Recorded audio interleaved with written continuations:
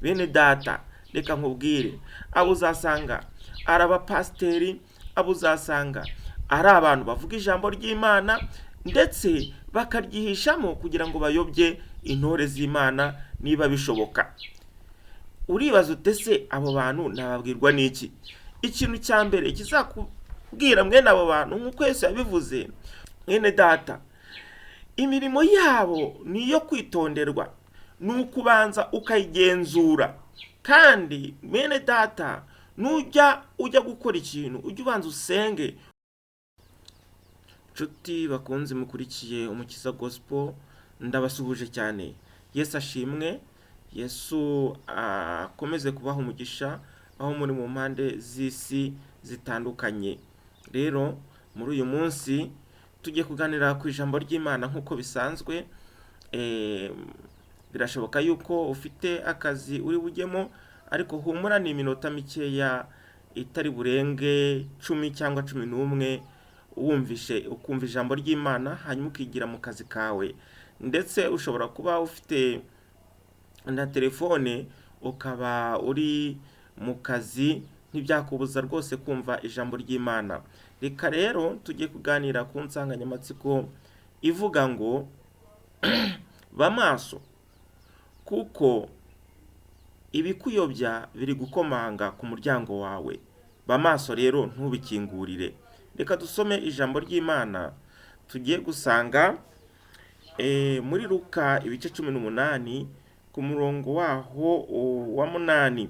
Aravuga ngo, ndababwira yuko izazirengera vuba, ariko umwana w'umuntu naza, mbese azasanga kwizera kukiri mu isi? Mwakire neza ijambo ry'Imana.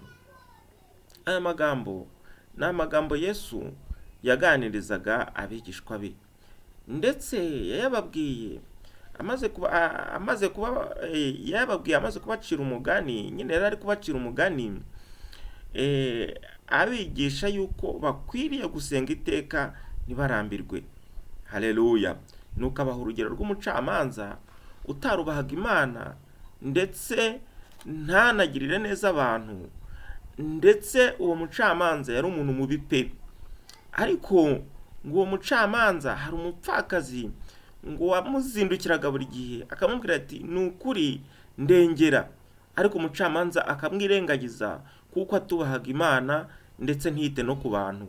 Ariko umunsi umwe ageze aharibwira ati, uyu mupfakazi uhora nzindukira, uhora aza kumbwira ikibazo cye, ahari nkikemuye nabamukize, reka ngikemure ikibazo cye atazakomeza kundushya.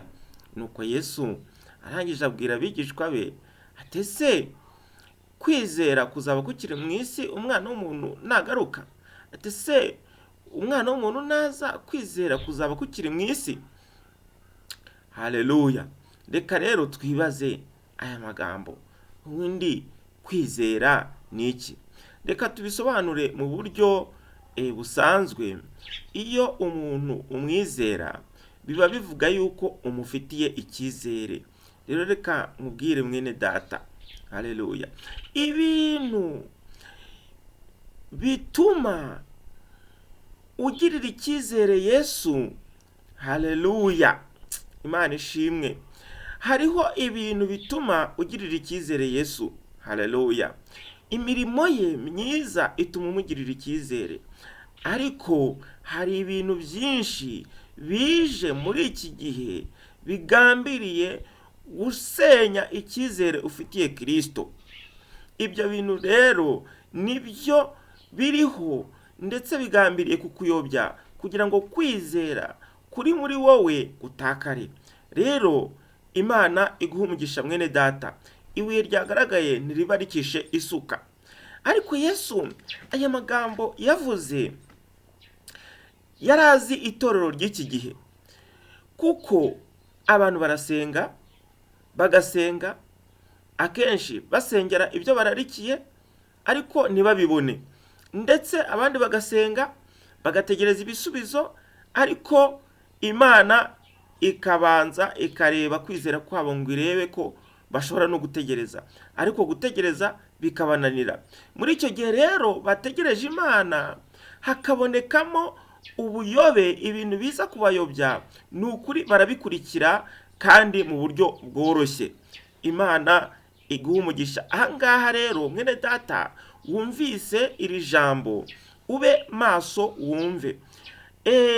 Iyo muri iyi minsi Satani akomeje kugaba ibitero agambiriye gusenya kwizera kw'abakiranutsi. Rero mu minsi ya kera, reka dutange urugero kuri Yobu yizeraga Imana, ariko Satani aza kumusabiriza kugira ngo kwizera kwe agusenye, ubugingo bwe abubure, nuko agaba ibitero by'ubukene kuri Yobu. Ariko Yobu ntiyareka Imana ye, akomeza kuyigundira, akomeza kuyikomezaho, ntiyacika kwizera, akomeza kwizera yuko umukiza we ariho, kandi ko iteka azahagarara mu isi akamucungura. Ariko noneho muri iyi minsi biratandukanye. Strategy Satani afite nizo kohereza abakozi benshi baje bazanye ubutunzi kugira ngo bayobye n'intore z'Imana niba bishoboka. Abo bantu ese wababwirwa n'iki?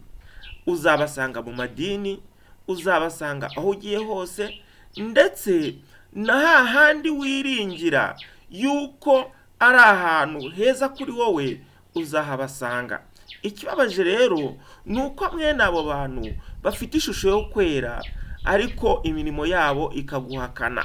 Bene data, reka nkubwire, abo uzasanga ari abapasiteri, abo uzasanga ari abantu bavuga ijambo ry'Imana, ndetse bakaryihishamo kugira ngo bayobye intore z'Imana niba bishoboka.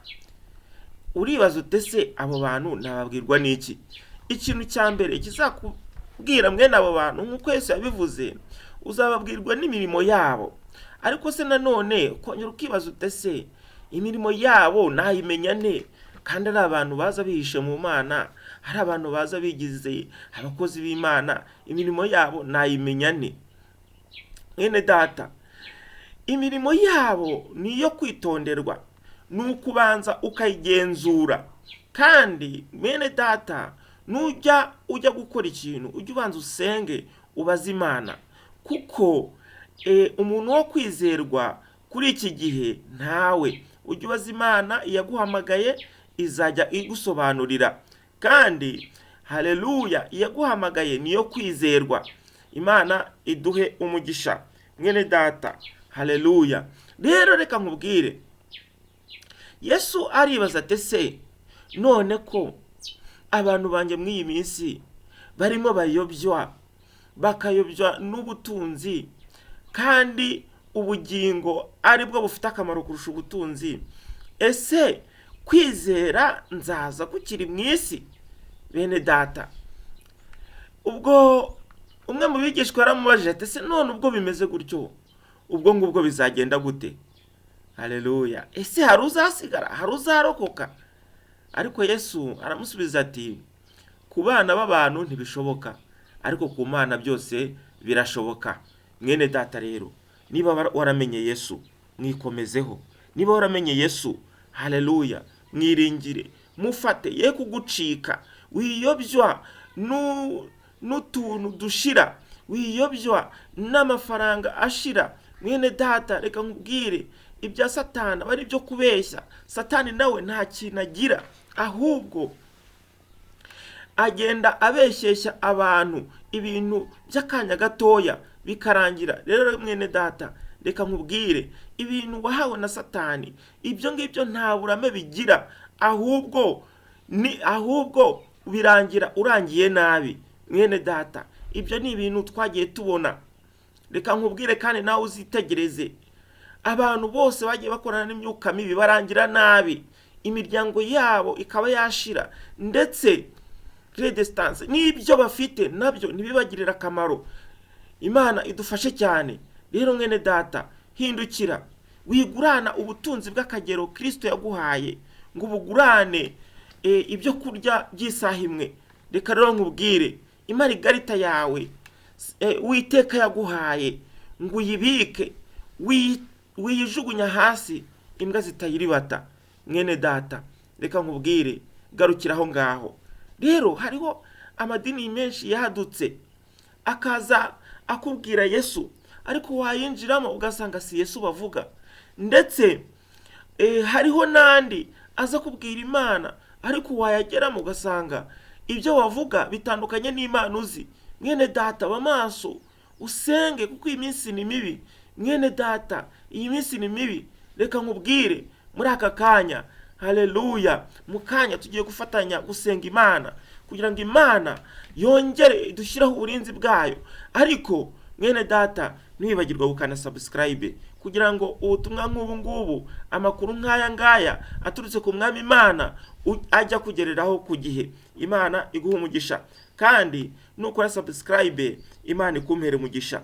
Mwene data, reka nkubwire, ongera wibuke umuremyi wawe, aba ari wowe wikomezaho. Naho abantu ni ubusa, niba ubutunzi ni ubusa. Mwene data, ko birashoboka yuko ushobora gufata ubwo butunzi bwacya ukava mu mubiri ukabura ubugingo. Rero mwene data, reka nkubwire, ubugingo se ntibufite akamaro kurusha amafaranga yo kurya mu isaha imwe ukarimbuka? Mwene data rero, haleluya, ongera wisubireho, hanyuma usenga Imana.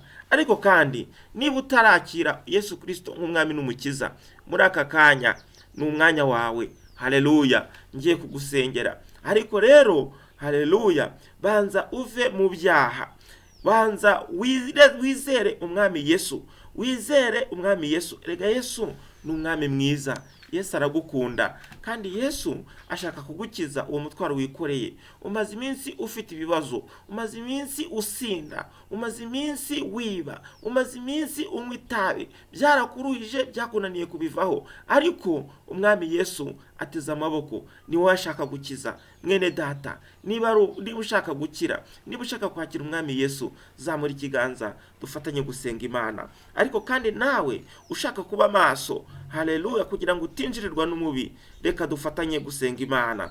Uwiteka Mana ishobora byose, uyu muntu uzamuye ikiganza ataramenya neza, atarakira umwami Yesu ngo amwizere, ndamusengeye kugira ngo mwami wanjye Yesu umuhe agakiza kawe, umukure mu gitabo cy'abarimbuka, umwandike mu gitabo cy'ubugingo.